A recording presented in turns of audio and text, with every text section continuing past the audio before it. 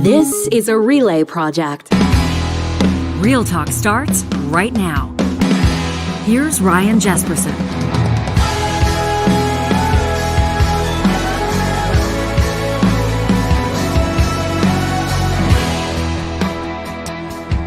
A good day to you. This episode of Real Talk is supported by our friends at Business Career College. Are you looking for a rewarding and high-paying career without a university degree? You can get started as an insurance professional right now with Business Career College. You know, in Canada, insurance agents oftentimes are starting at about $56,000 a year, and they can soon earn up to just under $90,000 annually. All you need to do is take an approved course and pass your licensing exam. Business Career College offers industry-leading approved courses in life insurance and property and casualty insurance, and their expert instructors are passionate about helping you launch your new career. Right now, you can save 15% on any Business Career College insurance course with the code REALTALK, and you can get started today by checking out businesscareercollege.com. This episode of Real Talk, we're going to be connecting with three Alberta mayors in just a moment. The mayors of the cities of St. Albert, Wetaskiwin, and Legal. We're going to be talking about issues facing Alberta municipalities, a nearly $1.75 billion infrastructure deficit. We're going to be talking about violent crime in communities leading up to our Real Talk Round Table tomorrow on Friday. We'll talk to the president of the Crown Prosecutors Association and the president of the Criminal Trial Lawyers Association. We're going to be talking about what needs to be done in the province of Alberta and, quite frankly, across the country right now to address escalating rates of violent crime in our communities. We'll talk about the housing and affordability crisis.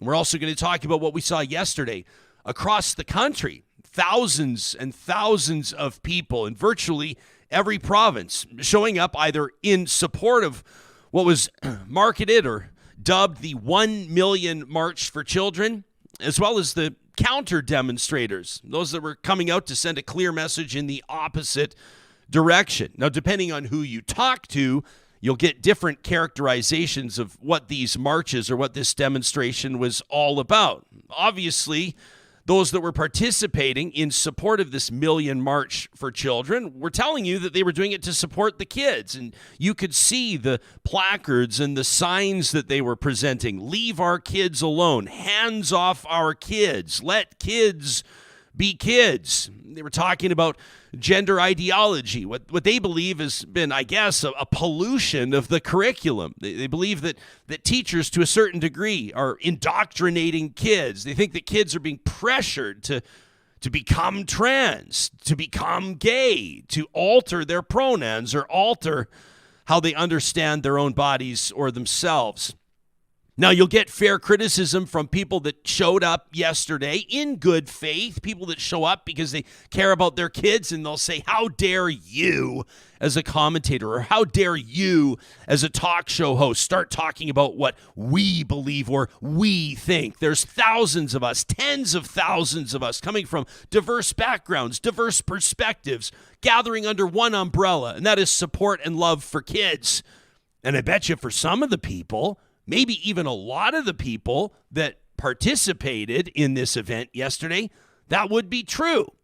But as you can see from, if you're watching on YouTube, the signs we're showing you, or as you likely saw with your own eyes yesterday, if you looked, anywhere with a screen, anywhere across Canada, there was a lot of other content on those signs as well. There were a lot of people talking about how vaccine hesitancy can save lives. There were a lot of people talking about, issues that had nothing to do with kids, young kids, or curriculum being taught in schools. People were throwing around insults like pedo and groomer. How often did you hear that? And in some circumstances, there were loud and angry confrontations between people representing different perspectives there. I could see it unfolding, as could you. Yesterday's episode of Real Talk, by the time that we were in studio putting it all together, talking to Max Fawcett about it and sort of unfolding, or unpacking what we were seeing in front of us. If you missed my conversation with Max, check it out. He thinks that this is all about taking away support from public schools. He thinks that this is part of a bigger picture goal. And of course, you can find that episode anywhere you find Real Talk. But these demonstrations were just starting to happen in Eastern Canada. We hadn't seen what was going to happen in our own communities quite yet until we did through the day. And it was, quite frankly, disheartening. It prompted me to tweet yesterday, it's the same faces at rallies against pride, at rallies against the carbon tax, at rallies against vaccine mandates, and a dozen other things. I said, let's be honest about what today is. Politics and ideology, not protecting kids. Now, I heard from a bunch of you. There's like 120 comments last time I checked on that tweet. We've got some emails and we've got some comments on our YouTube episode as well, which we appreciate. The whole point of this exercise is to get you thinking.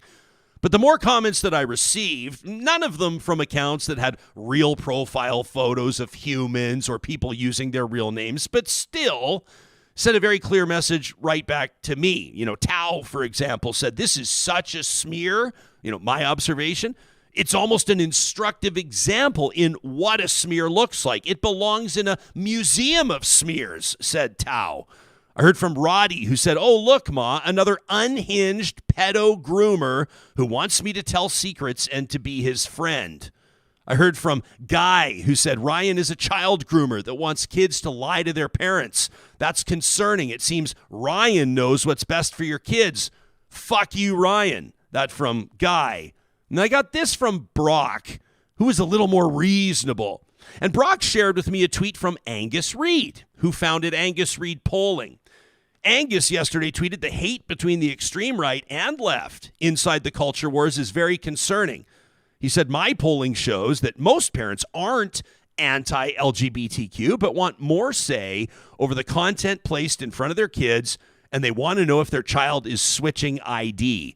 I think Angus was probably running out of characters on his tweet, and what he's referencing, of course, is if kids are asking their school administrators to adjust their pronouns, if they want to make a change. That's what this is all about, the legislation in New Brunswick and Saskatchewan, right?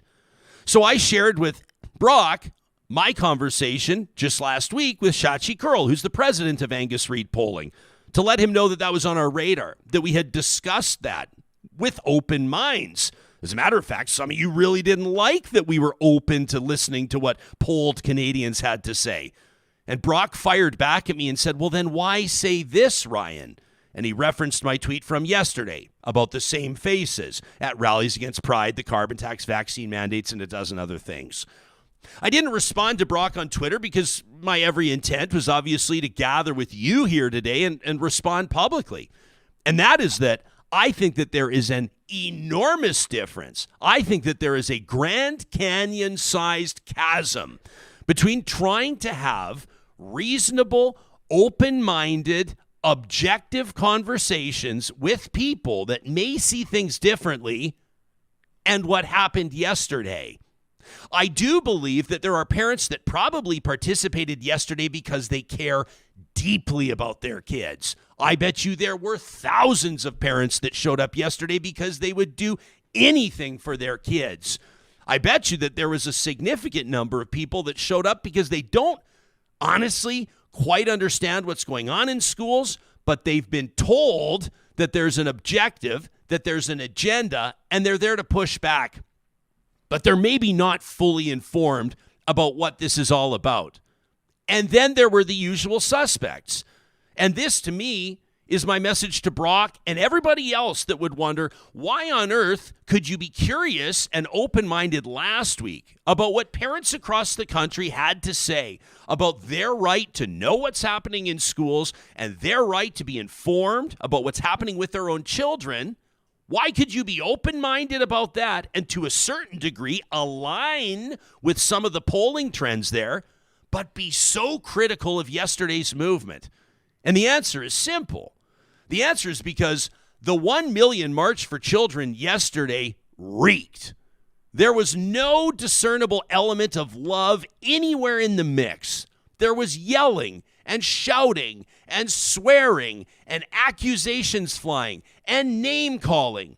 And it wasn't just limited to the Million March for Children participants. We've gotten to a point where you're either a pedophile and a groomer or somebody who's okay with kids dying by suicide. And I'm, quite frankly, very concerned that this appears to be the state of our dialogue.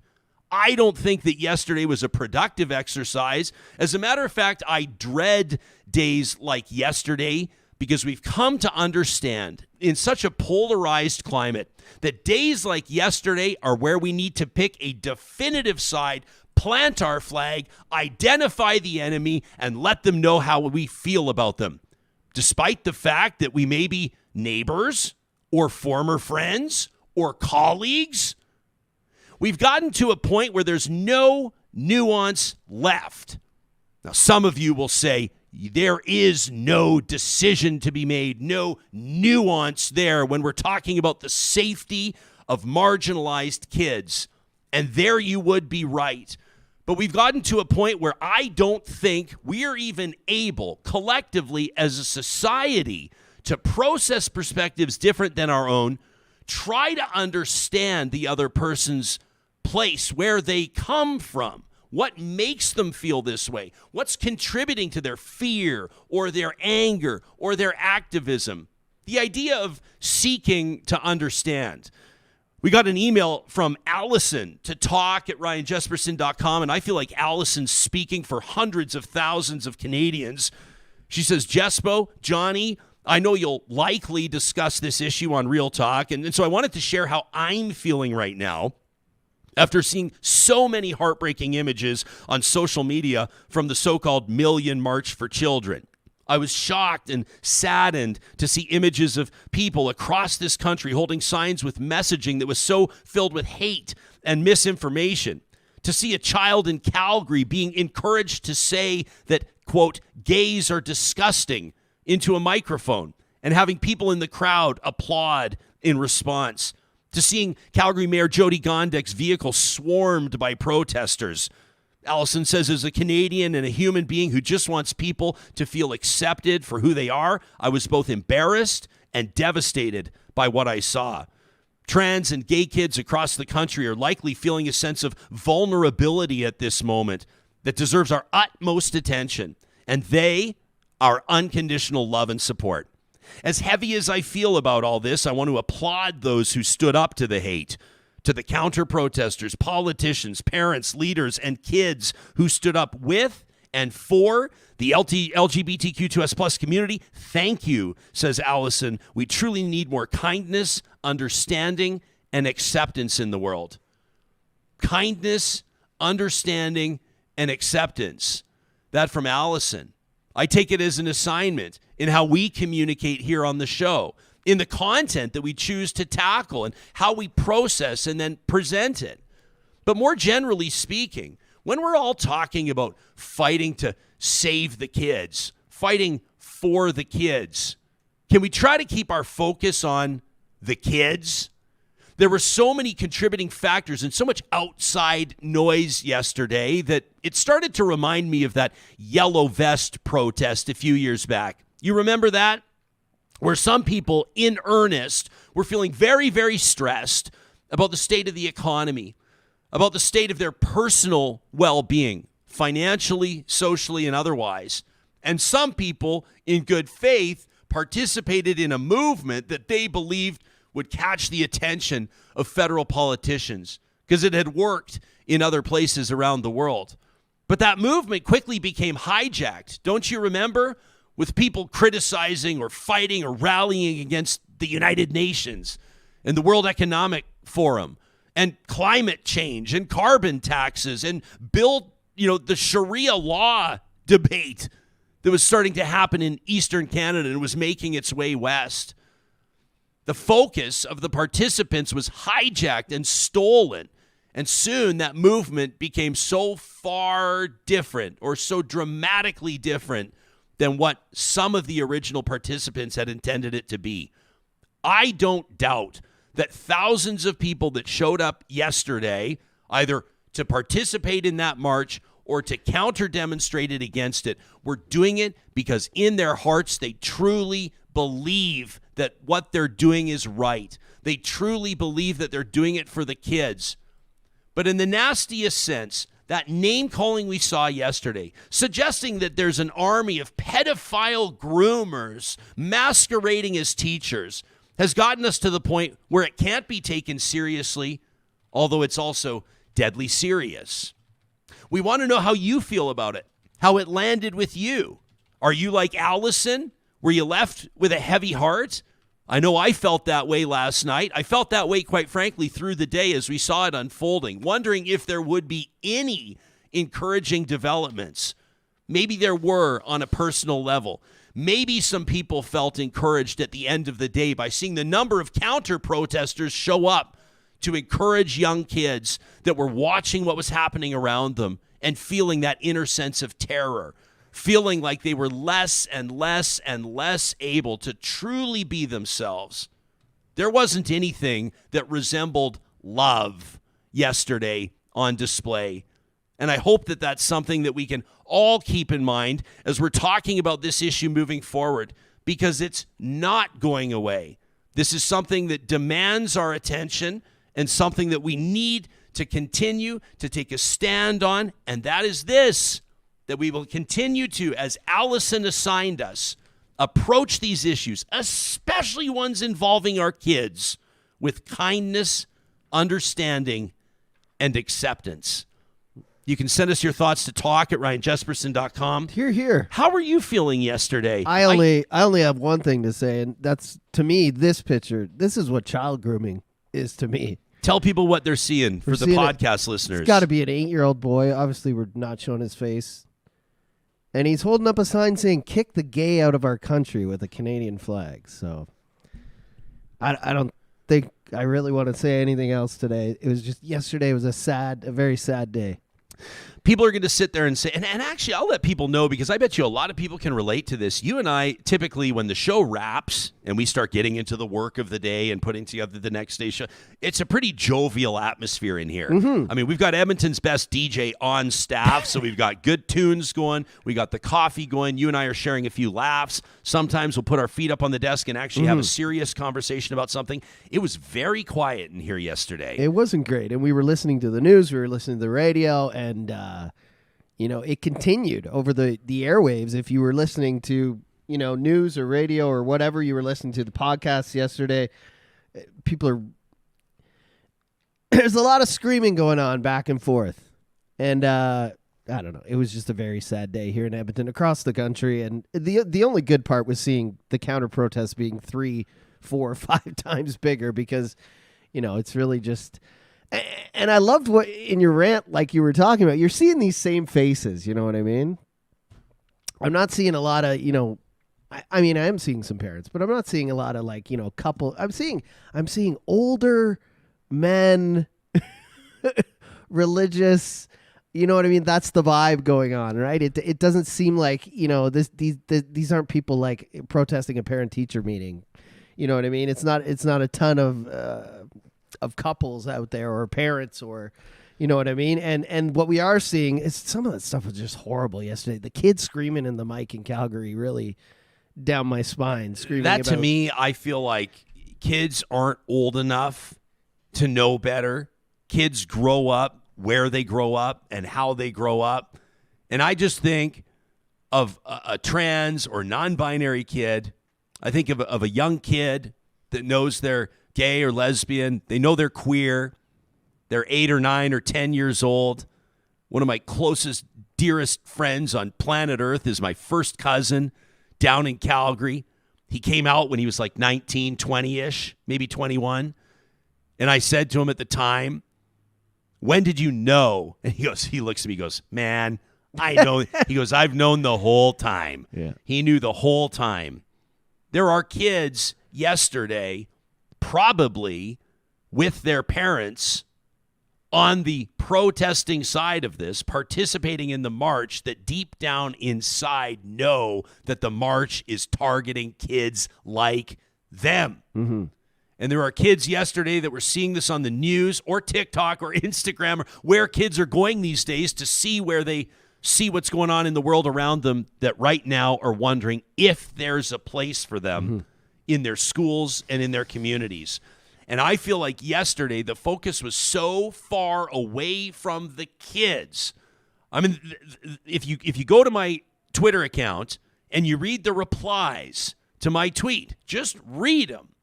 Just imagine somebody saying those things in front of kids. They never would. And if they did, they'd be the type of person that didn't deserve to be anywhere near kids. If we're fighting for the kids, let's keep the focus on the kids. And like Allison said, let's do our best to be kind and understanding and accepting in the world. I'm going to ask the three mayors that are going to be joining us what they saw in their communities and how they're feeling about this. This is real life stuff. This is real talk. And this happens because of the support of sponsors like our friends at Complete Care Restoration. You're about to see wide shots in the studio. That's a studio that was built by the team at Complete Care Restoration with a professionalism like, I'm going to be quite honest, you rarely see on a job site. I mean, I'm talking about using vacuums while they're drilling into the drywall to make sure there's no dust hitting the floor. Like, I know that's one tiny little small isolated example, but sometimes it's the tiny small little things that say a lot. You know what I mean? This is a business that was started more than a decade ago in a garage, and it's grown to one of Alberta's biggest and most recognized disaster restoration services. If you find yourself in a gut punch situation, fire, flood, mold, asbestos, make your first call. Complete Care Restoration. Tell them Real Talk sent you. You can dial them up at 780-454-0776.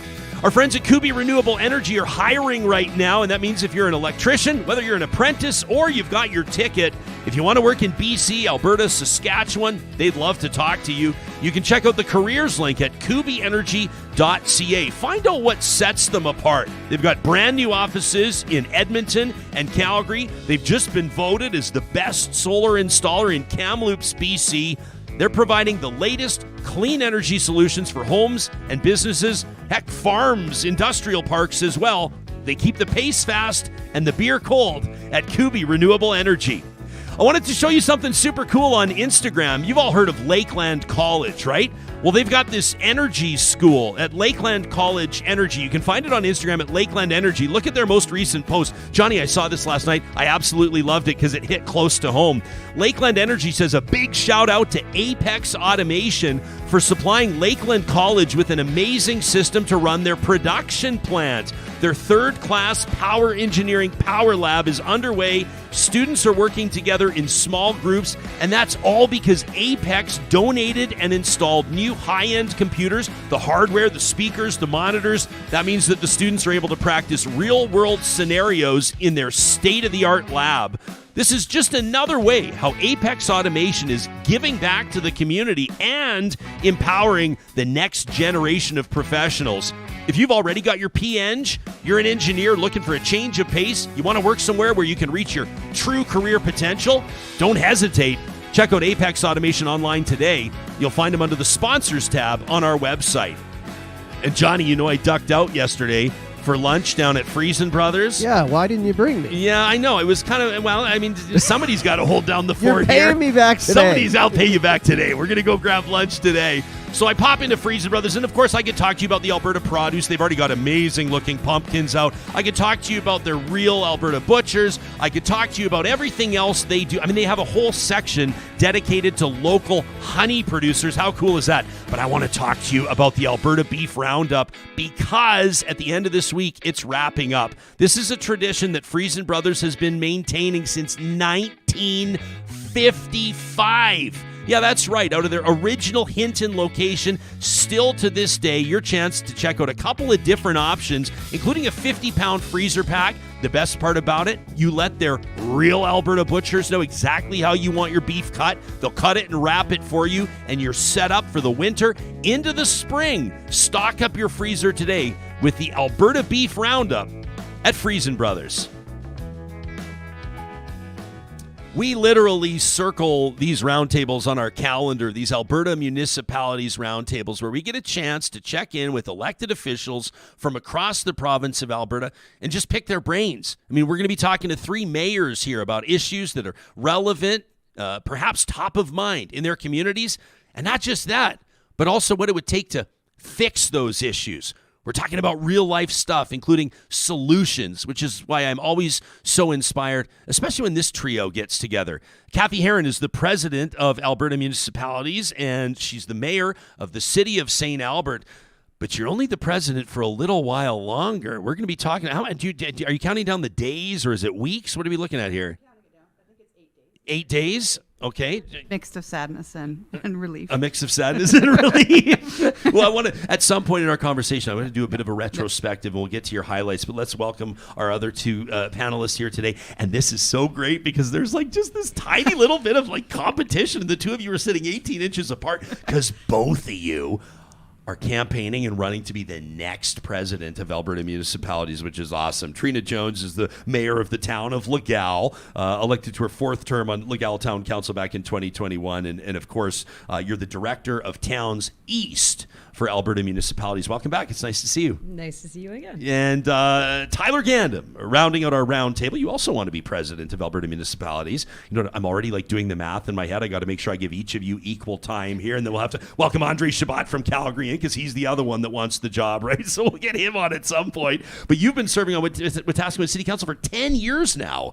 Also a firefighter, and you do a whole bunch in the community. And then you were Alberta Municipalities VP as of November 21. You served as a director before that, so you've got a long bit of experience, a ton of experience with this organization. It's good to see you.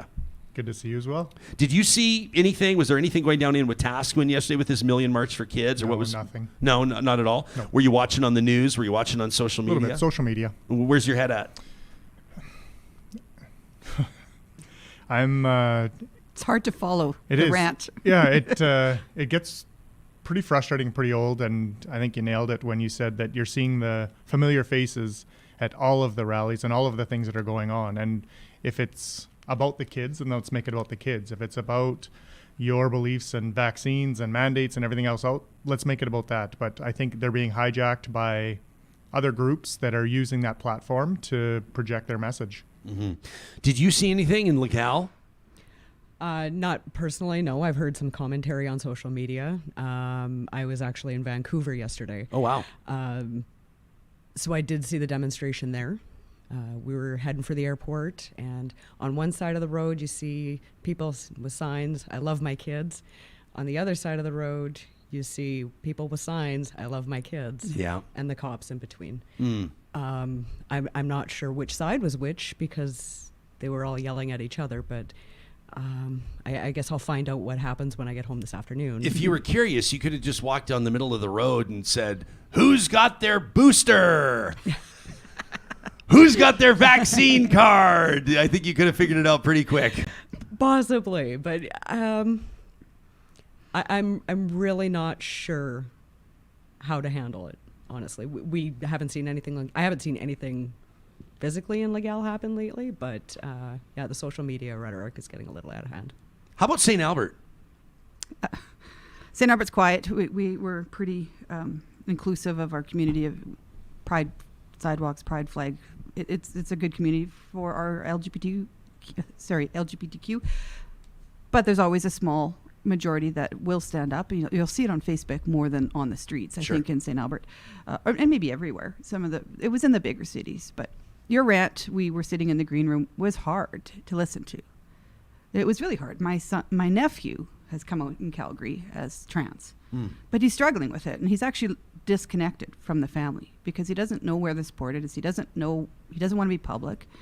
My sister can't talk to her son, and it's really hard. I was down there on the weekend and tried to text her, and no response because she's just disconnected, and that breaks my heart. And I see that, and I see why. Yeah. It's not hard to understand, is it? Sorry. It's okay. My sister is gay. I think everybody knows that listens to the show. And Megan's a counselor. She's a counseling psychologist on the island. And I haven't had a chance to chat. I sent her a note of encouragement yesterday because I was watching on her Instagram stories. She just said, "We are resilient." And I don't know if she happened to be in Vancouver or if she made the trip to Vancouver to participate, but it was very clear which side she was on yesterday. You know, I think families that have loved ones that have lived experience, that this is their reality, you're going to feel something very strongly, and your decision will be easy. The decision is to go to the wall, and if necessary, through the wall for the people we love. Yeah. And what I was seeing yesterday, and like I mentioned, and I guarantee there will be some critics that will say, "Oh, don't you both sides this? Don't you try to both sides this?" What I am saying, what I tried to make clear, is that there were people, I guarantee it, who were participating in that march yesterday in good faith because they love their kids. But even those people, if they're honest with you, cannot deny that there was a lot of stuff happening around them that's absolutely brutal. And that's the stuff that breaks my heart. That's the stuff that had me, and I'm not speaking for Johnny, but I'll say, because I saw it yesterday, both of us sitting here with pits in our stomach. Mm-hmm. And I know that message resonates as well with a lot of real talkers in the community. I want to thank those of you. We didn't read all the emails yet. We're saving some for Trash Talk tomorrow. We've not read all the comments on my tweets. Some of them, I mean, I can take a good jab. Sometimes it's good for business, it's good for ratings, and sometimes they're just so brutal that we're not going to put them out there. But that, to me, like I said, doesn't resemble love. That doesn't resemble fighting for the kids. And so that's why I hope that at least, in spite of heavy hearts for a lot of people, I can hear it in your voice, Mayor. You've always been this way, though. May I say, Cathy? You've always been this way. I've known you since before you were mayor. You're a heart-on-your-sleeve type person. For sure. And, of course, you're talking about your niece now, right? Yep. You're talking about your family member and how you feel about them. This is personal for you. And it's also personal because I have so many friends that are teachers. I think the teachers have been lost in the conversation. They're going to work every day being accused of sexualizing kids, and that is not what's happening in schools. We all took sex ed in school. I remember being pulled out in grade 5 and learning about getting your periods and boy parts and girl parts. This is not new. The only thing that's been added is some sort of acceptance and education for those kids that don't relate to the stereotypical male and female gender. And when you see that, when you have a kid, 1 out of 30, let's say, who doesn't relate, and they get confused, and they go home, and they get depressed, and then they get into drugs. And then, of course, you do see some suicides. It's not everywhere. But that's how Out Loud in St. Albert was born. Mia Sotart was a friend of my daughter's and just didn't relate to the sex ed and was confused. So we've introduced that acceptance into sex ed. And I think that's a phenomenally positive thing. So the teachers are being put under pressure, and they're seeing the kids who are struggling. Mm-hmm. So. I'm going to turn the page to something, and I don't know that this subject matter is any lighter, and it's certainly not any less relevant. It's another challenge facing communities, but I know that the three of you show up here every single Alberta Municipalities Round Table to talk about this stuff and to try to find solutions to these challenges. What a round table we had here last Friday where we were talking about Canada's housing crisis. And we had different voices coming at it from different angles, from the developer angle, from the advocate angle. We had, the politics angle covered to a certain degree. But the beauty here is that we have three communities of different sizes, different geographical locations represented. Mayor Gandam, you've been on the show many times talking about Wetaskiwin, but punching out of its weight class when it comes to find solutions or endeavoring to find solutions for people experiencing homelessness. This housing crisis that Canadians are experiencing, how is it directly landing in Wetaskiwin? And maybe, if you would, what might be a potential solution that would fit a community of your size? I think we're talking about two different things. The homelessness, the mental health, and the addictions that we're struggling with in Wetaskiwin is a little bit different than the housing crisis that some of the other cities are facing. I struggle with housing first as how we're going to address the issue and address the problem. And you can give somebody a roof over their head, but if you're not giving them the supports that go along with that, the housing will only last so long. So, I mean, it goes much deeper than just putting a roof over somebody's head. The crisis that we're seeing across the country in Alberta with people who just either can't afford to or don't have the ability to move into their own home is something totally different. I think we have to have a different conversation about both of those, the experiences of homelessness versus the housing crisis. Right. Yeah, I don't know that there's enough differentiation there in the national conversation, to be quite honest with you. There's a housing crisis, like you said, at a very basic level. People that, as the temperatures start to drop, we know.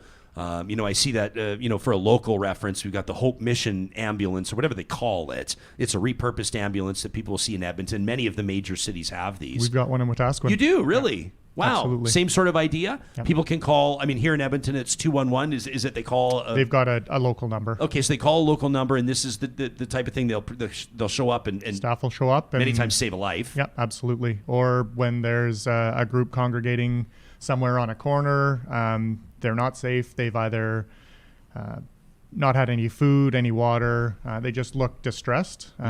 Our community has the ability to call that Hope Mission number, and that ambulance will go out, that decommissioned ambulance will go out and bring them back to the shelter and make sure they've got the needs looked after. I always try to take 10 seconds whenever necessary on the show to stop and give a shout out to recognize people that are doing amazing work in our communities. How about the people on board those repurposed ambulances? Yeah, absolutely. How about the people that are doing emotional and mental heavy lifting every single day to keep their fellow citizens alive? Yeah, and seeing the same people go through the same struggles every day and not having those supports in place, or enough of the supports in place to make sure that the next day they're not going back out in the ambulance to pick them up. Yeah. They can start to see that road to recovery. And I get it. There's going to be the argument that people don't want the help. They just want to party. Like the social inaccuracies and the misinformation that's going on in every community across the country is heartbreaking as well. That when you've seen the kinds of lives that these people have lived, or if you understood the trauma that they've gone through from birth until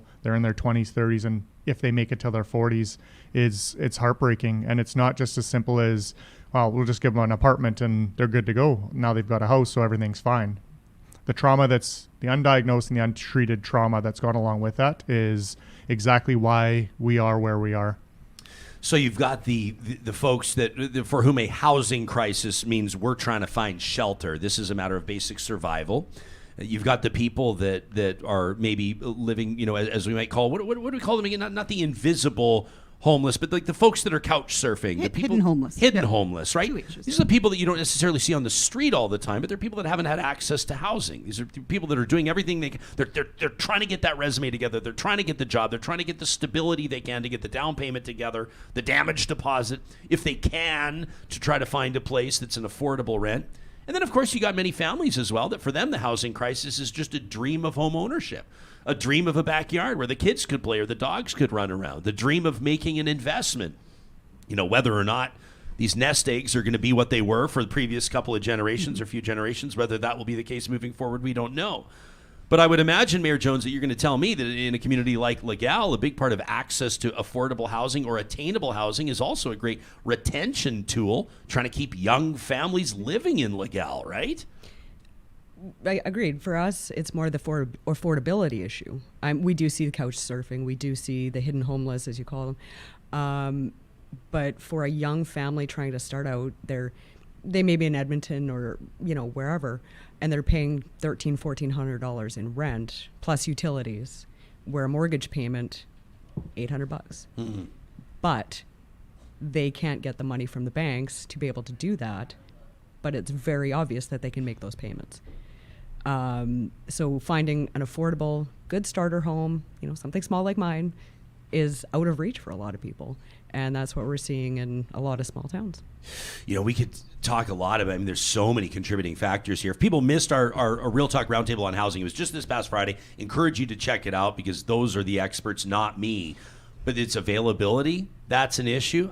Borrowing rates right now are so sky high that for a lot of people, forget about it, right? You might have been able to afford a mortgage. And we became accustomed, didn't we, to like prime minus half a point, prime plus half a point. Now people are looking at 6% going, what the hell? And people that owned homes or got mortgages in the 80s are going, well, for them, it was like buying houses on credit cards. Some people have really seen some wild rates of borrowing.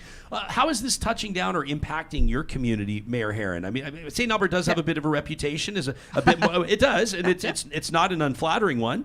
But it's more of it's an affluent community. A lot of people really, really want to raise their families in St. Albert. And they're welcome to. Yeah. And I will make it happen. Yeah. I loved your roundtable. I actually made a point of listening to it because thanks. you had Jeremy there who gave a very good municipal. Jeremy Farkas, yeah. A municipal perspective, because lots of people say this is a federal issue or it's a provincial issue, but I firmly believe that it's a 3 orders of government issue. And so municipalities have tools in their toolbox. We have land sometimes that we can donate. We can change our land use bylaws, which is huge, to lessen the parking restrictions or allow for some of those basement suites. So that's why your roundtable was really key, is putting it all together in one big package. I can go back a little bit to the initial conversation we had about Pride, and we're trying in St. Albert to build a youth transitional home for the kids who are couch surfing. And I can tell you, a majority of those kids that are house surfing in St. Albert have come up to their parents. So that's why they're not housed. So they need somewhere to go. So this youth transitional home that we're going to build will probably see a lot of LGBTQ clients, and then we'll have to have those wraparound supports for them. Get them graduated, get them a job, get the resumes, teach them how to make craft dinner, whatever it takes, balance a checkbook. And then they can transition into maybe some subsidized housing. And then Habitat for Humanity is a fantastic model where you can own and make a mortgage payment, but it just helps you, gives you that bump up to the market. So there's so many tools in our toolbox, and we just need to work together as 3 orders of government. I remember, and I shouldn't sort of freewheel with statistics, but I seem to remember, I think it's accurate, talking to Margot Long. She's the executive director at Youth Empowerment Support Services, previously known as the Youth Emergency Shelter in Edmonton. People are familiar with that and their long legacy. She told me that more than 75% of the young people that utilize their services are LGBTQ members of that community. Isn't that heartbreaking? 3 out of 4. No. And the number may be higher. Mm-hmm. And so it really reiterates the importance of finding solutions here. I feel like we need to joke around about something because this is really, I mean, I'm serious, but you know what? I know that the audience is here with us and here for these conversations. The whole point of talking about this is finding out what's going to be best for our communities. Can we talk? I mean, I want to talk about violent crime in a bit. That's not where I'm going for humor or to lighten things up. But because tomorrow we do have a remarkable opportunity, it's a very rare opportunity to have the leadership, the presidents of 2 different associations, the Crown prosecutors and the criminal defense lawyers, that are going to be joining us, one in studio, one via Zoom. They've cleared their mornings to make this happen, and we want to talk about crime in communities. But before we do, we're talking about building. We're talking about developing these communities. And you collectively, as Alberta municipalities, have a pretty strong message for the provincial government. And it's probably not just limited to the province, is it? I mean, when I see the number $1.75 billion, and it's not in the right direction, when the numbers are red, and we're talking about infrastructure deficits, you get this almost like a shot of adrenaline, but not in a good way. It's kind of like this panic response where you go, hang on a second. I remember a while ago on this show, under the previous Conservative government, Finance Minister Jason Nixon wondering about what Alberta was going to do with a $13 billion surplus. And now we're talking about a nearly $2 billion deficit in infrastructure in our communities. I want to make sure that the average Albertan, the average Western Canadian for that matter, understands what we're talking about. Can you take us into this number? 1.75? Sure. We have estimated about a $30 billion deficit. What? Yes. So the 1.75 would be an annual injection into municipalities to try to alleviate that deficit. I don't want to get too in the weeds because this can get really technical, but we have a grant called, it's going to be called the Local Government Fiscal Framework, LGFF for short. In the budget for 2024, $722 million. That is $1 billion too low, is our position. It is supposed to originally compensate for the fact that we collect education property taxes on the province's behalf. So when the programs first started, municipalities across Alberta were collecting about 1.2 billion, sorry. And now it's up to 2.5 billion. So there's actually some municipalities that think we should be getting 2.5 billion back. We've settled on a number of 1.75 billion, and we can justify that. We can talk about what it was originally promised to be, and inflation and cost of living and or per capita funding. I can stand in front of the Minister of Municipal Affairs, which I did yesterday, and asked him again, and justify this number. And if we could get that number, whether it goes to an urban community, a summer village, or the city of Edmonton, we're just going to try to cover off that deficit. St. Albert's going to build a youth transitional home with that money. We're going to build roads. We're going to build fire halls and fire trucks. And if without that, our quality of life in Alberta is going to diminish. And you're going to have a community like Legal, who needs a doctor. I'm assuming you need doctors in Legal.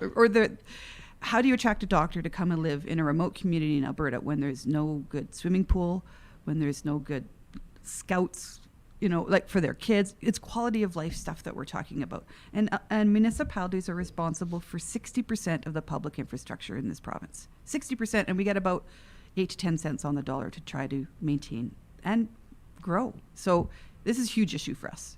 What's it like when we say, so you got a community like Legal? I was a little nervous on your behalf where she was going like that. If you let all the funding dry up, you got a community like Legal. I know that's not what she's saying. I know you're sure proud to be the mayor of Legal. Absolutely. But how is this actually relevant? Like paint a picture for us. What do we? No hypotheticals here. How is this impacting your community? This deficit. Basically, this means for our residents, we're going to have to raise taxes. We're going to have to take out debentures. We're going to have to cut services. It means we can't build the critical infrastructure we need. We're deferring roads projects, deferring a water line project, my arena project that I haven't shut up about for the last couple of years. But that's how you get people's attention, right? Yeah. And I'm not even trying to be funny. No. Like if you talk to people, like Mayor Heron just said, people that are making a decision, right? They could go to Legal, or they could go to Lethbridge, or they could go, for that matter, to Halifax. They're going to start looking at amenities. Well, so for us, perfect example, we got 7.1 million, sorry, take the B out of there, but we got 7.1 million from the federal government for a $9.2 million project. We went to the province asking for a little bit of help, but since that happened in 2021, the price escalation has hit $13.5 million. So if we don't have the funding we need, our arena literally falls apart. We don't have that amenity. We don't have a community space. We don't have our hub. We don't have the services. We run out of that because we can't afford to build it. How is this impacting folks that are living in and around Wetaskiwin? Very much the same. We've got a city that's over 100 years old. We've got old infrastructure. We've got some amenities that we could upgrade as well. Our arena is fairly old, not quite to the point where it needs to be replaced yet, but definitely something that has to happen. And if we're going to attract people to the province, and I look at other communities like Airdrie and Leduc and Beaumont who are growing so fast, facing a double-digit tax increase to address the infrastructure for that growth. And so if we want all these people to come and move to Alberta because it's so wonderful, well, then we have to have a place for them to go as well. You're all in a tough position as well at the municipal level, right? Because when budgets are coming together and we're talking about mill rates, and there's a lot of people, and this is not really anybody's fault. We always talk about everybody's, like, I mean, I think even in our family, like, we got to make sure, I'm trying to make sure that, like, my son has what he needs in his bag to go to soccer practice and I don't forget his water bottle. We're trying to make sure that we don't miss submitting something to make sure he's registered for whatever. And you know what I mean? People are just trying to manage their everyday lives. And for a lot of people, maybe they drop in on the headlines or they can listen to every third or fourth episode of Real Talk to try to stay in the mix. But not everybody geeks and nerds out on politics like we do. But what they do see is all of a sudden their property taxes are up at 9%, 10%, like we're talking about hypothetically or potentially. And then all of a sudden there's outrage, right? It puts municipal political leaders like the three of you in a really tough spot. Just to be clear, Wetaskiwin's not proposing a 9 or a 10% increase. I tried to say hypothetically very strongly, very loudly. But the fact that we're even talking about that, right? Because I think that the average person does understand this to a certain degree, but municipalities are in a different boat. Right? You can't borrow. The city of St. Albert can't go borrow $600 million to do something like the province can. Exactly, and we can't run a deficit. That's the key thing, is we have to balance the budget at the end of every year.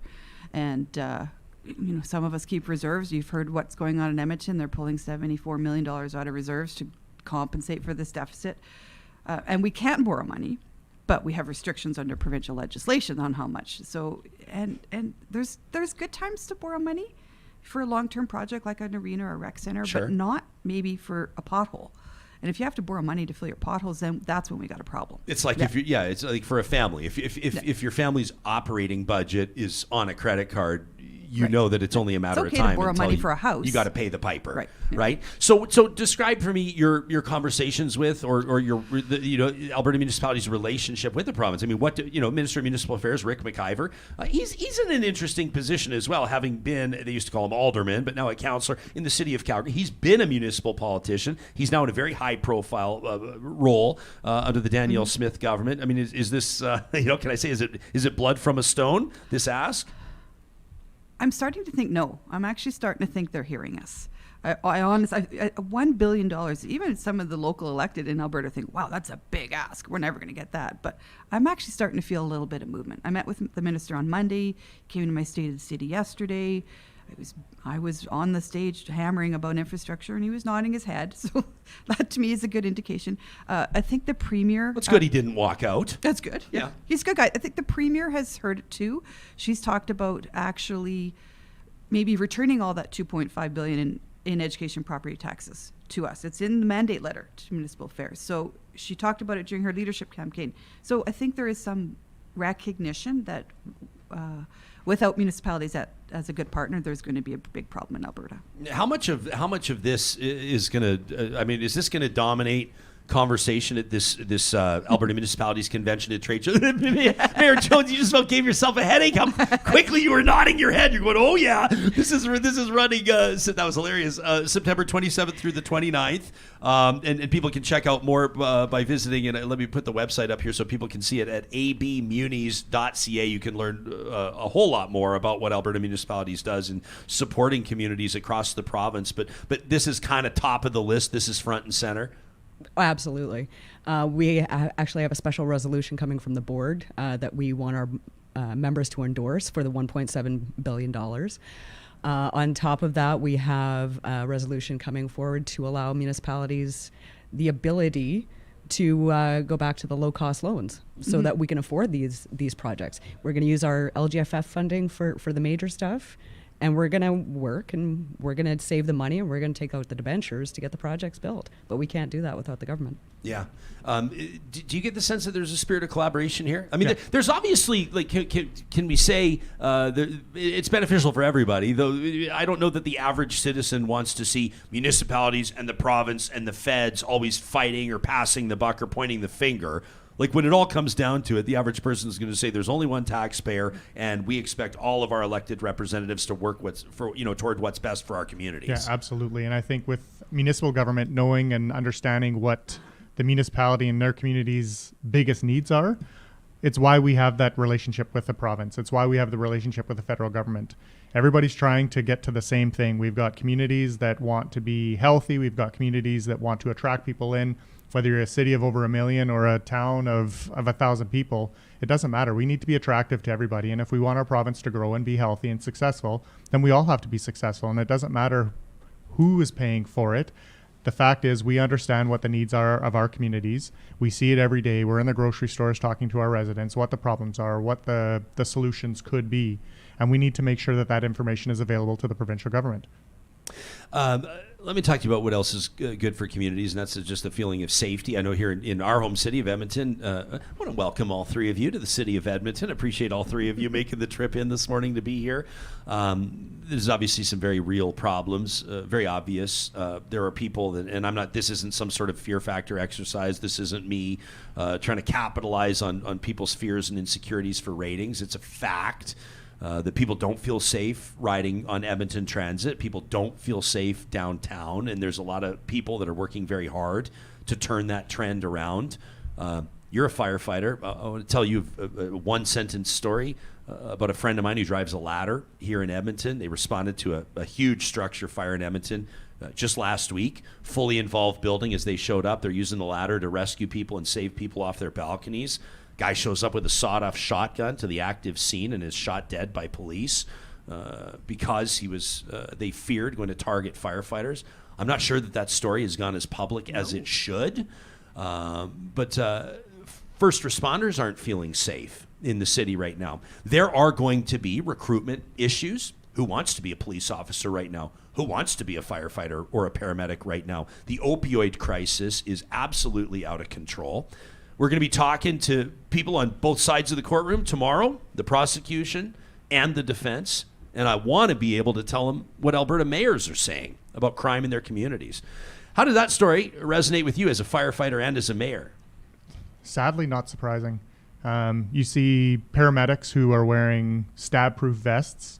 In our command trucks in a small city of 13,000 people have the ability to wear a stab-proof vest when responding to a medical call because there is that fear. I've been in situations where heat of the moment you're performing CPR, administering Narcan, and not totally aware of your surroundings, and that very easily could have been me or anyone else who was put in that situation. So sadly, not surprising. So I don't know what we need to do to help protect those who are there to protect us, but something definitely needs to change for sure.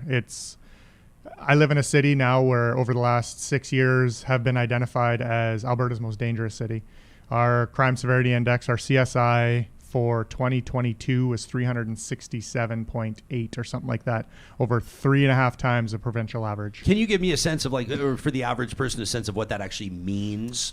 That means that our crime rate per capita is 3.5 times greater than what the provincial average would be. So okay. I would look at a city like Camrose. I think they were right around the provincial average, or maybe a little bit under.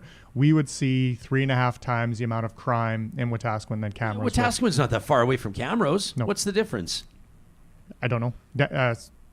Demographics, social, economic, education, all of those played a factors of it. Not addressing the mental health and the addictions. There's a big machine of everybody trying to make our community safer, and when one part of that machine isn't functioning like everything else should be, then you get a backlog. So right now we've got an emergency shelter in place that are helping people with mental health and addictions. We've got 10 extra RCMP members who are helping address the number of calls our city responds to compared to the provincial average.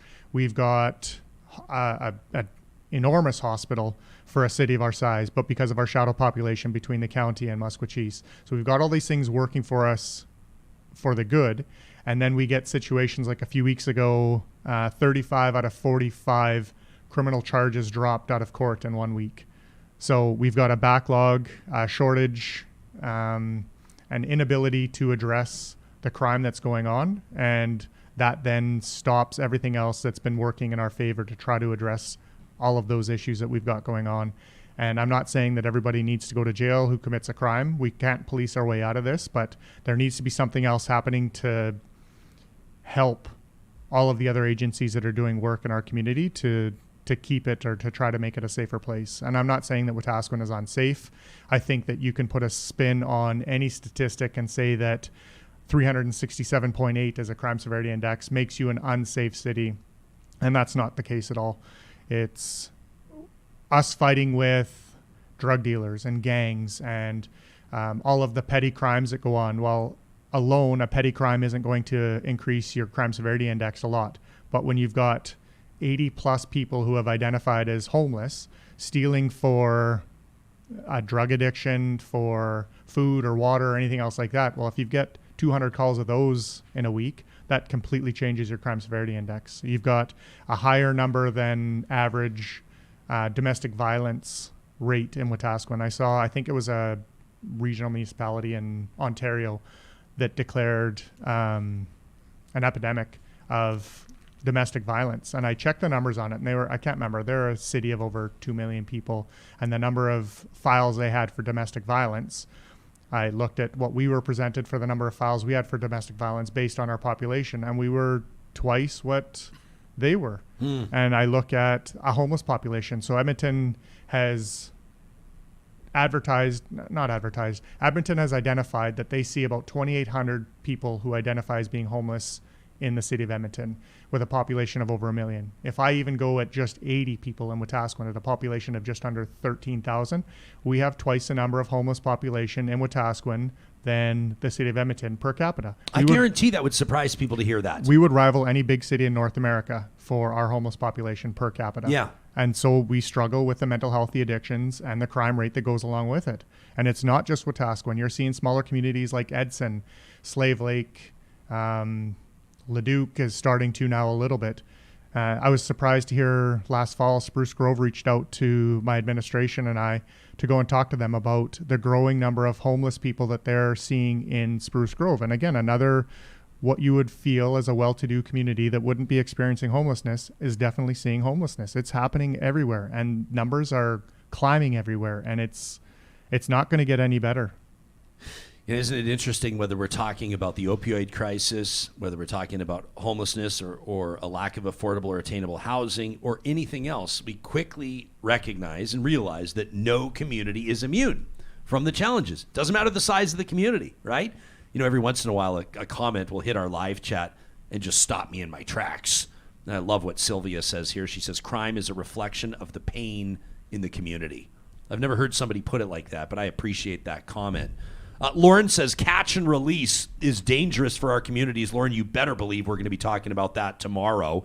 By the way, I happen to know he's a retired district chief. He's a firefighter for many years. He says many do want to be first responders, but they need to be funded and properly protected to ensure their safety. And then there's this gut punch from Tracy who says, my 20-something kids, 3 of their friends went through the first responders paramedic program. All 3 decided to not work in the field because they perceive it to be too dangerous.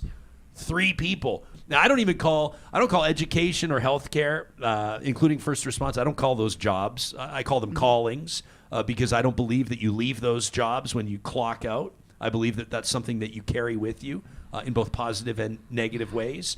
And I think that that's such a really disappointing statistic to hear about. Now, that's anecdotal. But to hear that you had 3 young people, I bet they were talented, empathetic young people drawn to that career in the first place that all decided that it wasn't for them. On the flip side, good for them for recognizing it wasn't for them. If more young people could make those realizations earlier, I mean, that's something that sometimes takes a little bit more time. Violent crime in Legal. What's the reality? Thankfully, not a big one. We do have domestic violence cases. We have had... and I got to be careful what I say because I do know the specifics from small town people talk. Right. There have been some pretty severe incidents lately. What our problems come down to is a petty crime, as Tyler mentioned. It's a symptom of everything else that's happening. Yeah. And when we have mental health, addictions, the couch surfing, and of course we don't have the services to be able to identify these folks who need help. So they have to volunteer to come in and talk to maybe our FCSS coordinator. But the ultimate reality is for somebody like us who can't offer those services, we're sending them to St. Albert or Edmonton. Westlock's taking a lot of our folks in because they have the services available. And it's frustrating. Our FCSS girl, we have one girl. She tries to do as much as she can. But she has to go beyond her mandate as preventative services. I know. Is that family child support services? Family Okay. community. Yeah. Okay. So Family community support. Okay. So she's supposed to be taking a proactive role to, with, working with the food banks and we're doing that kind of stuff. But she's having to take on more of an intervention role, which A, she's not trained for. B, it's beyond her mandate. C, we now have to pay extra for. And D, we end up shuffling them off to the bigger cities. Which causes an additional burden on them as well. St. Albert, it's, for people that don't know, people that might be listening in other parts of the country or other parts of, St. Albert and Edmonton, I know you don't like me putting it this way. It's separated by a road, like an intersection. You go through the intersection and then you're in St. Albert. So I would imagine that while there are some differences in the two communities, there are some similarities as well when we're talking about crime or violent crime. As the mayor of the city of St. Albert, how does that land with you? We're generally actually a pretty safe community. We've been ranked one of the safest in Alberta and even hit the Canada's list a couple times. So it's hard for me to speak from a mayor's perspective. Okay. A lot of Edmonton police officers live in St. Albert because Right. it's safe, and they realize that. But from a provincial perspective, I think when you talk about the healthcare system, and we've focused in the last couple of years on ambulance response times, but it's a whole system. Lack of family doctors, so people can't go to get their treatment, the initial. So then they call an ambulance, and then you get to the emergency room. They can't take them out of emergency to put them in the hospitals because the hospitals are full of seniors that need to go long-term care. Right. System. Same with the justice system. So your tomorrow is going to be interesting because that's the end of the road when you finally hit the court system. But ask them tomorrow, people that are showing up in the courts, could it have been prevented by mental health supports? Could it have been prevented by, getting some addiction supports? Could it have been prevented by having a roof over their head? Because again, it's the end of the road when you're in the court system, maybe repetitively in the court system. Trina was telling us in the green room about a person in Legal that generally spends the winter in jail and in the summer couch surfing. Huh. That's their life choice. He knows summertime he can hang out, with his friends and whatever, but come wintertime, that's not really an option. So where is it going to be warm, and where is he going to get food? Yeah. That's so sad. It is. Yeah. Like, that's so brutal.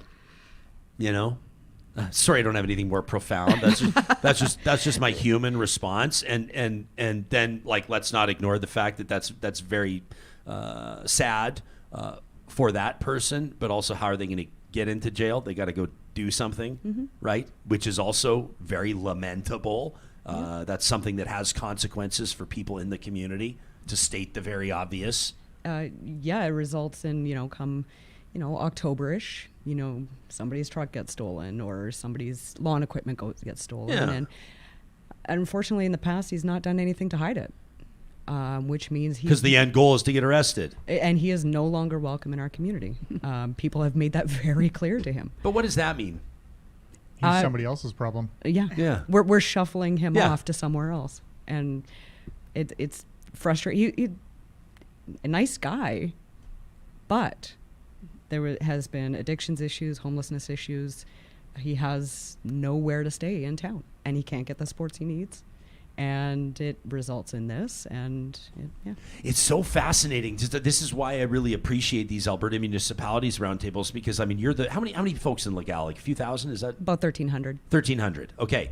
So, like, when you're talking about like an issue of sort of like the perpetual nature of this revolving door, you're talking about like one specific person that it sounds like everybody in town knows about. Oh, yeah. Right? And then you come here to Edmonton, and it's just more of like, it's kind of, and I've got to be careful how I phrase this because I don't mean to sound insensitive, but it's a little bit more of a faceless issue in the sense that people are talking about, like, I don't feel safe on public transit. They're not saying, like, because of Bernie that's always down there at City Hall. Like, they're not talking about one person. They're talking about more of kind of like a general issue. It just reiterates to me the different perspectives and the different communities that are represented around this roundtable, and I really appreciate it, quite frankly.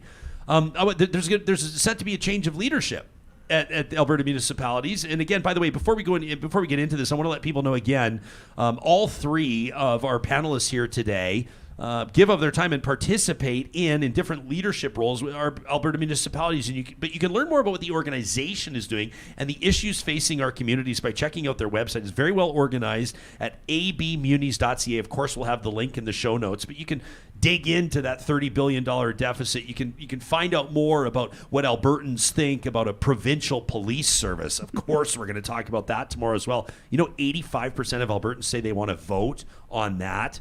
2 out of 3 Albertans polled say that they think that it will not reduce crime to replace the RCMP with the provincial police service. Obviously, we'll go there tomorrow with our 2 roundtable guests. You've been president for what? 2 years. 2 years, Yeah. right? It's a 2-year term. Mm-hmm. You've obviously had a prominent leadership position. I mean, being a mayor of a community is one thing. To be the president of a group like Alberta Municipalities is a whole other thing. When you look back, what's something that's happened over the past couple of years that you're very proud of? What's a development or an advancement that's been made that you'll look to and say, we did something good there? There's a lot. I would say I've learned a lot from my board. They're amazing. We have big cities and we have summer villages, and it's a hard balance, but I think we manage it quite well in finding the common ground. I ran for president with a real hope of bridging the divide between the urban municipalities and the rural. I would like to say we've gotten a little bit better, but at the same time, there's still a really big rub between the two associations, and I'm hoping the next president will carry that forward to try to continue to bridge that, because without strong towns and villages, so I'm pretty sure Legal supports a lot of the agriculture and county, the Sturgeon County. They're the hub. That's where they're going to go for groceries, their doctor, and their post office, etc. So without a strong Legal, the counties are not going to survive. And this is an Alberta issue. We did change our name at the very beginning of my presidency to say Alberta Municipalities. And although we don't officially represent the MDs and counties, I feel like I do. I honestly feel like I can't talk about what's good for Alberta without talking about what's good for both of us, the urban and the rural. So that's kind of, I think, what I've learned, and hopefully maybe pushed that agenda slightly. Relationships with the provincial government have gone up and down. We're so adamant on being nonpartisan at the local level that it's hard sometimes to make inroads with the provincial government. But as I said earlier, I see some support for infrastructure funding.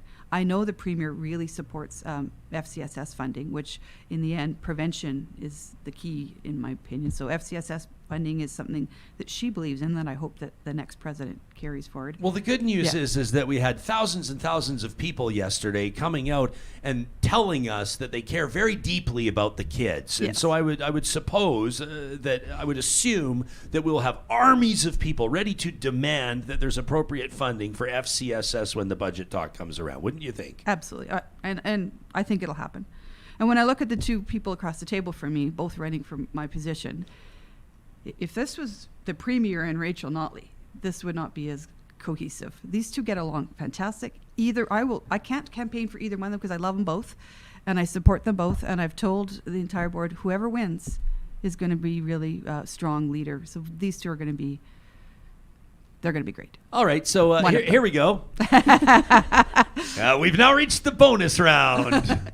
Mayor Jones, why are you a better choice than Mayor Gandam? No, I'm just kidding. When you are talking to your fellow delegates, your fellow elected representatives, your participants at this annual convention that's coming up starting September 27th, people are going to ask, well, if you want my vote, if you want to be president of Alberta Municipalities, what's it going to look like? What are your top priorities? What stamp are you going to put on that leadership role? What's one top priority that you're going to bring to the table? When I first ran for the board in 2017 and got my director position, I made a promise to all my towns about communication. I think, I mean, that's always kind of been my thing, but even going forward, not just communication to our members, communication to RMA, communication to the other provincial associations, the governments, both levels of the other governments. I think having that back and forth not only creates the collaboration, creates the cooperation, creates dialogue, and creates the understanding. So I think that's going to be my highest priority anyways. Mayor Gandam, same question. What stamp do you intend to put on that office? What would be your top priority? What would your leadership theme be? My focus is going to be relationships, whether that's with the rest of the association, the board, the executive, all of the committee members, the provincial government, the federal government, RMA, the Métis Nation, and just bringing communities together. That was something that I really wanted to focus on as a mayor in Wetaskiwin. Myself and one of the councillors from Samson got together early and said, we're going to show our communities that leadership can work together. And so if leaders can work together, why can't the rest of the community? And I want to just take that on a different level and make sure that if you're a summer village or one of the big cities, that you're going to have an ally, an advocate for you, somebody who's going to support you in what you're working on, and who's going to have an understanding of what it is that you're working on and with, and some of the roadblocks, and I'm going to offer a different perspective. And if I can't do that, then I'm going to know somebody who does or who has the ability to help you out with whatever you're working on. So I want to build bridges. I want to build those relationships, and I just want everybody to get along. Kindness goes a long way. It's not that difficult. I'm reaching down here because I wanted to grab Allison's email again. I bet you when Allison wrote this in to us at 10 o'clock last night, she didn't think maybe that her closing sentence was going to be the driving force behind this entire episode. We truly need, she wrote, more kindness, understanding, and acceptance in this world. Isn't that great? That's a call to action. I love that. I'm going to pull such a BS move here, and I'm going to endorse both of your campaigns to be president, because I feel like I know you on air, I know you on the record, and I know both of you a little bit off the record, and I know that both of you, and you as well, Mayor Heron, obviously, passionate community members whose commitment to your communities goes above and beyond the call of duty, and I have such a world of respect for that. And I look forward to congratulating whoever it is that wins. I know that no matter what or how that vote unfolds, it's going to be a good and solid direction forward, building on the momentum that was already created at Alberta Municipalities. Again, the call to action, I guess, for our audience members is to get involved in your community. And if you're looking for a way to better understand some of these issues or to focus your efforts, again, the great resource is the Alberta Municipalities website, Strength in Numbers. That's abmunis.ca. I mean, like Mayor Heron just said, from the smallest village to the largest city, and Edmonton playing host to this convention coming up, I should mention, before Red Deer gets to play host next year. Representing 85% of Alberta municipalities, where 85% of Albertans live. I mean, that is a strong and loud and important voice in furthering these conversations and making things happen. Thanks to the three of you for hanging out with us today. I know that this wasn't exactly 100% jovial and fun, but at the same time, that's not what this show is all about all the time. We want to sink our teeth into real stuff and have real conversations with people that understand what it looks like to endeavor to find real solutions, and that certainly characterizes the three of you. Thanks for being here. That's Mayor Cathy Heron out of St. Albert. She's the outgoing president of Alberta Municipalities. Trina Jones is the mayor of the town of Legal, wants to be pres, as does Mayor Tyler Gandam out of Wetaskiwin. Safe journey home to all the three of you, and thanks for doing this. Thanks for having us. You bet. Again, that's abmunis.ca. All this talk about affordable housing, all this talk about inflation and what families are dealing with right now, it seems to me to be a perfect time to remind you about the thousands of members of the Civic Service Union 52 in Edmonton. That's CSU 52. They're basically asking for your support. I mean, it's as simple as that. If you go to edmontonforeveryone.ca, you can check out their campaign. This is a group that is essentially trying to get the attention of Edmonton City Council. It's why they're here on Real Talk, to be honest with you. Why? Because more than 80% of their members have not seen a pay raise in 5 years. That means with inflation factored in, they've all taken pay cuts. These are the people that are, operating like the arenas. These are the people that are answering the phone calls to 911. I mean, if the cost of an egg breakfast is up, like you can see on their website, 7%, and you don't have a 7% pay increase, then what are you going to do? If the cost of vegetarian chili is up 8%, even if you're making it at home, but you haven't had a cost of living increase at your job, well, you know what happens. Never mind steak and potatoes. Can you believe that from 2018 to 2023, the cost increase on a steak and potato homemade dinner is up 44%? These are just real life examples of how inflation factors into the mix. And for the members of CSU 52, well, the call to you is simple. You can show your support to them. Let Edmonton City Council know they deserve a raise by visiting edmontonforeveryone.ca. This message is presented by the members of CSU 52. Our friends at the Dairy Queens of Northwest Edmonton and Sherwood Park want you to know that September's Blizzard of the Month is the Snickerdoodle Cookie Dough Blizzard Treat. And John, it's officially been voted as the funnest blizzard to say, the funnest blizzard to introduce in DQ history. You're a snickerdoodle. Oh, you're a cute little snickerdoodle there, you cookie dough monster. This is sugar, spice, and everything nice blended into the, you got it, Snickerdoodle Cookie Dough Blizzard Treat. The flavor's a hit year-round, but something about fall calls for a cinnamon-sugar combo. That's why you're going to want to get to a Dairy Queen in Palisades, Nemeo, Newcastle, Westmount, or in Sherwood Park at Baseline Road. You let them know that Real Talk sent you to go check out September's Blizzard of the Month.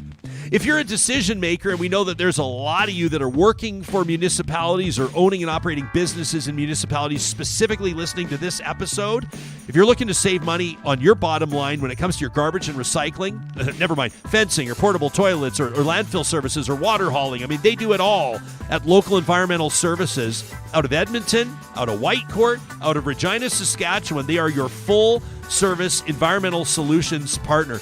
And it's about more than just saving money. I mean, their services, of course, include everything that your business needs to operate, but they also understand serving their communities better, contributing to local causes. They've got an entire arm of the business dedicated to philanthropy, community involvement. The Mayor of the Mall initiative at West Edmonton Mall is just one example of how Local Environmental Services is giving back. You can request a quote today. Let them know that Real Talk sent you at localenvironmental.ca. If your interior needs an overhaul, if you're sick of having a pile of hoodies on the ground, the socks mixed in with the undies, mixed in with the cufflinks, mixed in with the watches. Yes, John, I am describing my own closet 10 years ago before we called California Closets. We got the free consultation just like you can, and then their design team went to work to completely transform our living space. Yeah, I'm sure it increased the value of our home, but it increased the livability of it, and we're thrilled about that. They're also in the garage game. And for a lot of people, this is the time of year when you're realizing that the garage is about to take on a whole new role. The snow tires are going on the car, which means you got to find somewhere for the summer tires. The bikes are going to get put somewhere. You even know where your shovel is right now? What about everything else? The garage is the workhorse of the home. You can make it work for you with a custom garage storage solution designed by the team at California Closets. And for those dog lovers out there, cat lovers as well, I want to remind you about what's going on at Grand Dog Essentials Quality Raw Food. They have a couple of specials happening for the month of September only, and that includes their most popular raw pet food blend. That's the beef bison raw pet food blend. You can check it out by visiting the shop now link at granddog.ca. Also wanted to quickly tell you about the Mine Pet Platter. This is what our dogs, Moses and Monroe, use. It's not a standard doggy dish. This is a really, really neat invention designed to unleash the instinctive eating behavior of dogs and cats. It can be used with any type of pet meal or treat, including kibble.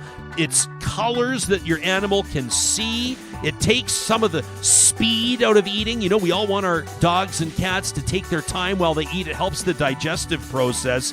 The Mine Pet Platter is designed to do exactly that. They're 25% off for the month of September at granddog.ca. And if you're looking to hook up that beef and bison raw pet food blend as well, take $10 off with the promo code September 2023, and you can use that promo code all the way through till the end of September at granddog.ca. I feel like we covered a lot of ground with the mayors today, but it also sort of gives me a strange feeling after discussions like that, because we go, affordable housing, go. Violent crime, go. Infrastructure deficits, go. And you realize that these are enormous subjects. Yeah. Talking about budgets in the tens of billions of dollars. And a lot of times I think the value of what we're doing here is just getting the conversation started and reminding our listening or our viewing audience what's happening if they want to stay engaged in their communities. Here's some of the things that are developing or being discussed right now. Yeah, it's crazy. So as you were talking to them, I was looking up real estate in each of their communities. Oh, really? Oh, I don't have to look at St. Albert. I already know that one. We all look at that page every week. But I was looking in Legal and Wetaskiwin, and it's hard because they're talking about how they need more affordable housing for the people who live and work in and around there. But as someone who lives here, I look at those prices and say, wow, it'd probably be a great decision to move 45 minutes an hour outside the city because the homes are really affordable. They're nice. There's also land you can buy and build a home. And I think that's the problem we're seeing across the country is that people are looking to more affordable places to live, you know, whether it's people coming to Edmonton from other big cities because we have lower priced amazing homes, or people like me who are like, man, I could have a nicer home if I moved an hour outside of the city. And it trickles down. It trickles down. And the more and more people in their own communities are not able to afford the homes, apartments, condos that are directly right next door to them, right? And it's just, as I'm looking through the real estate and I'm listening to you guys talk, I'm like, I can't see a way out of this. It's such a sad situation, right? You know what I think as well? Like, there's this trend where I know I'm not the first to talk about it, but so many more people are working from home now. Mm-hmm. The pandemic, this will be one of the lasting impacts of the pandemic. One of the transitions or the shifts that I think may not ever reverse. And that is that more people and employers, for a lot of employers that are either renegotiating their leases or taking smaller footprints in their buildings or whatever they're doing, more people are working from home, which does create more opportunity for people to live in the bedroom communities or the smaller size cities or the rural areas where they can maybe get more bang for their buck on real estate. It doesn't mean that it's necessarily cheap. Nothing seems to be cheap these days. But that is a trend that could benefit somebody that no longer needs to live, within a 10-minute walk or a quick transit ride into a major downtown center. Mm-hmm. Well, a home here in Edmonton that's $500 to $750 is, $330 to $430 in Legal or Wetaskiwin or wherever. So, but yeah, it's just as I'm looking at this real estate, I've got articles open about how people are moving across the country, and it's just a trickle down, right? So those people who can afford homes are going to more affordable places, but those people who are living there, it's a cycle. So I got an email from Kyle yesterday. He was talking about our conversation with Max Fawcett. We've been talking a lot. He was on fire yesterday. Max was on fire yesterday, asking whatever happened to the claim about ethical oil. Whatever happened. We got the photo of the and a little birdie told us yesterday. By the way, I wanted to follow up on this. A very credible source told us yesterday, and I'll leave it at that. But just trust me, if you know what I mean. A very credible source. You remember a commenter yesterday said, I bet you that the inherently misogynistic Saudi prince, that was the comment, I think, in the text line yesterday, said, I bet you he didn't shake hands with the premier, and I bet you he wasn't happy to be graded by a female premier. That was kind of the spirit of the comment yesterday. Well, I think they don't shake hands with women, right? We heard from a very reputable source, reliable source yesterday, that there was, in fact, a handshake. Oh, okay. And that at some point there may be video released of said moment. We don't know. But apparently there was a handshake between Danielle Smith and the Saudi prince on the tarmac in Calgary at the airport. The point is, you've got the Alberta government cozying up to the Saudi delegation at the World Petroleum Congress. And I talked about this yesterday. On one hand, I think, well, what do you expect Danielle Smith to do? Obviously, she's going to do that. It's the World Petroleum Congress. We're talking about oil and gas. The Saudi delegation, including the prince, is coming to Calgary for the Congress. What do you expect her to do? And then on the flip side, well, whatever happened to all this concern about the Saudis' human rights record? Whatever happened to us blowing our horn about ethical Alberta and Canadian oil? Also a fair criticism. I'll credit the Twitter user yesterday who responded to me about my comment and about our promotion of the Max Fawcett interview and the Saudis and ethical oil. And they said, I'm sorry, Ryan, I can't hear you over the sound of the bone saw. Of course, a reference to the murder of journalist Jamal Khashoggi. And I appreciated that comment, as graphic as it was. So Max is talking about Alberta oil, ethical oil, and where he wants or hopes that the focus would be at the World Petroleum Congress. Keep in mind, the theme is supposed to be around environmental sustainability, about the road to net zero. But not all of the commenters, not everybody that's taking the podium is talking about that. And I appreciate what Kyle had to say here. It's a different perspective on things. He says, Ryan, I watched your interview with Max Fawcett about oil, gas, hydrogen, Alberta's economy. And there are some things that I believe that Max either underestimated or maybe even doesn't quite understand. Oil and gas will have a place in the future, even out over 100 years, says Kyle. We need plastics and petrochemicals and fuels that oil and gas provides. With extraction in Alberta projected to reach net zero by 2045, we're on a good path. Plus the development of nuclear power coming to Alberta. Kyle says, I'm actually working on that currently. He says, now that said, there are many companies that are developing e-fuels, like carbon captured from the atmosphere to create gasoline and diesel, and biofuels. Companies that are doing this, like Carbon Engineering, Porsche, Siemens Energy, CNRL, Mercedes-Benz, the British government, Shell, Imperial Oil, Dow. He says for hydrogen cars, remember Max wasn't a big fan of that. He said he believed that Danielle Smith, the Alberta government, was off base in supporting hydrogen vehicles. If you want to hear Max's full argument, just listen to or watch the episode in our archives. Kyle says this would be the most economically positive position for Alberta because of its ability to keep most upstream infrastructure the same. There are companies developing this currently in Alberta as well as around the world, including Alberta Innovates. And then he has a long list. I mean, Toyota, Hyundai, Daimler-Benz, Audi, BMW, GM, Honda, Volvo, Ballard, Air Liquide, Linde, Dow, Shell, CNRL, Synovus, Atco, Sherritt, Petro-Canada. You get the idea, right? Kenworth, Peterbilt, Marathon Oil, Enbridge, Suncor, ConocoPhillips, Total Energy. He says even electric vehicles, EVs with lithium, which is currently exploitative of horrible working ethics like Saudi oil, are being developed here in Alberta using knowledge paved by the oil sands and oil and gas, and using SAGD and wells to extract lithium without open pit mining like in Africa. Kyle says, thanks again, Real Talk, for providing these guests as well as encouraging audience engagement in your shows. Kyle, love it. Thanks. And maybe Max will respond when he hears his name has been invoked. Oh, If when, so, when we'll Max let you hears know. his name, the little hairs on his ears start perking up. I love that. You can send us your thoughts on anything that you're hearing here on the show. You never know when your email might make it to an episode of Real Talk. I wanted to give a quick shout out to our friends at Eden Landscaping right now. And of course, you know, because I've been telling you for a while that we've been very excited as a family to be partnering with them.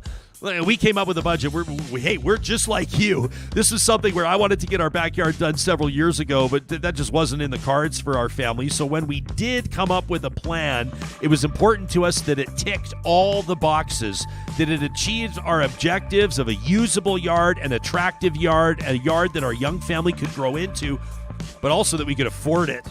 For you, you've got your own vision of what you want your front or backyard to look like. And that's what Eden Landscaping does. They take your vision and they bring it to life. So whether that's edible garden boxes or maybe it's just an excavation project, you want to run a natural gas line out to your garage so you can have a thermostat in there, a heated garage before the snow falls. Maybe it's a hardscape, like a beautiful fit brick patio, or maybe it's a retaining wall. I mean, it could be for practical purposes. It could be decorative purposes. Whether it's a water feature or an outdoor kitchen or anything else, if you can imagine it, Eden Landscaping can come up with the design and the install that will keep you not only satisfied, but recommending them to your friends. You can learn more about requesting a quote and working with Eden Landscaping by checking out landscapeedmonton.ca. As mentioned, our Real Talk Round Table tomorrow is going to feature the presidents representing associations, the Crown prosecutors in Alberta, and the criminal defenders. As we wrap this episode, it's over to you, friends. If you have a question you want me to ask those two, if you have an anecdote, a story that affected you personally, if you have something that is driving you absolutely crazy on conversations around crime and justice, you need to send it to us before Friday morning. Talk@RyanJesperson.com is where you can get us, or hit us up on Twitter, Instagram, or TikTok. We'll see you again soon.